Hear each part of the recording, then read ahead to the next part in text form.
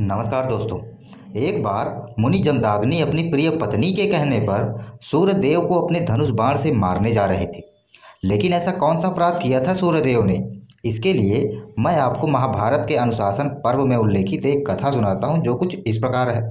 कथा अनुसार एक दिन जमदाग्नि मुनि धनुष चलाने की क्रीड़ा कर रहे थे, अर्थात खेल रहे थे। वह बार बार धनुष बाण पर चढ़ाते और चला देते। उनकी पत्नी वह बाण लाकर मुनि को वापस दे देती। इसी प्रकार खेलते खेलते दोपहर हो गई। सूर्य भगवान अपने प्रचंड रूप में थे, मानो आग बरसा रहे हो। मुनि ने पुनः धनुष बाण पर चढ़ाया और चला दिया। महर्षि रेणुका से बोले कि जल्दी जाओ, उस बाण को ले आओ। पति की आज्ञा पाकर रेणुका चल पड़ी। भयंकर धूप से उनका सिर गर्म हो गया था और तपी हुई भूमि के कारण उनका पैर जलने लगा था। अतः वह एक पेड़ की छाया में जाकर खड़ी हो गई। लेकिन मुनि के श्राप के डर से अधिक देर तक न ठहर सकी। अतः वह जब बाण वापस लेकर आई तो थकान से मुरझाई हुई थी और पैरों के जलने के कारण कांपती हुई मुनि के पास खड़ी हो गई। तब क्रोधित मुनि ने पूछा कि रेणुके, तुम्हें इतनी देर क्यों लगी? तब रेणुका बोली कि स्वामी, भयंकर धूप के कारण मेरा सिर तप रहा था, पैरों में जलन होने लगी थी। सूर्य के इस प्रचंड तेज में आगे बढ़ने का साहस ही ना हुआ, इसलिए क्षण भर के लिए पेड़ की छाया में विश्राम करने लगी थी।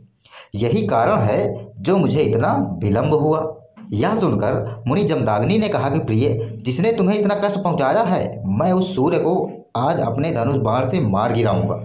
और जैसे ही महर्षि जमदाग्नि अपने धनुष पर बाण चढ़ा के सूर्य की तरफ खड़े हुए, घबराए हुए सूर्यदेव ब्राह्मण का भेष बनाकर मुनि के पास आए और बोले कि हे मुनि, सूर्यदेव का वध करके आपको क्या लाभ होगा?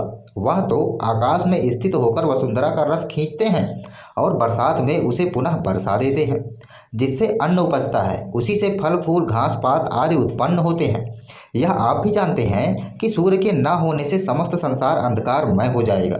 और भला सूर्य को मार गिराने से आपका क्या लाभ? आप सूर्य को नष्ट करने का संकल्प त्याग दें। इस प्रकार प्रार्थना करने के बाद भी मुनि का क्रोध शांत ना हुआ और बोले कि हे सूर्यदेव, मैंने अपनी ज्ञान दृष्टि से तुम्हें पहचान लिया था और इसमें भी कोई संदेह नहीं कि आज मैं तुम्हें अपने बाणों से टुकड़े टुकड़े कर डालूंगा। यह सुनकर थरथर कांपते हुए सूर्यदेव बोले कि हे महर्षि, आप निश्चित ही मेरे शरीर के टुकड़े टुकड़े करने में समर्थ हैं, लेकिन फिर भी अगर मैं आपका अपराधी हूँ तो भी इस समय मैं आपकी शरण में आया हूँ, ऐसा समझकर ही मेरी रक्षा करें। यह सुनकर मुनि हंस पड़े और सूर्य को अभयदान देते हुए बोले कि हे महात्मा, इस समय तुम्हारे द्वारा जो अपराध हुआ है, इसका कोई तो उपाय बताओ।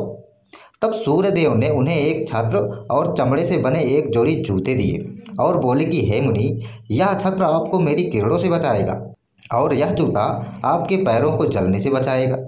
दोस्तों, इस प्रकार सूर्यदेव की जान बची। तो दोस्तों, आपको ये कथा कैसी लगी हमें कमेंट के माध्यम से ज़रूर बताइएगा। अच्छी लगी है तो लाइक करें, शेयर करें और बने रहिए हमारे साथ। इसी के साथ मैं राहुल, नमस्कार।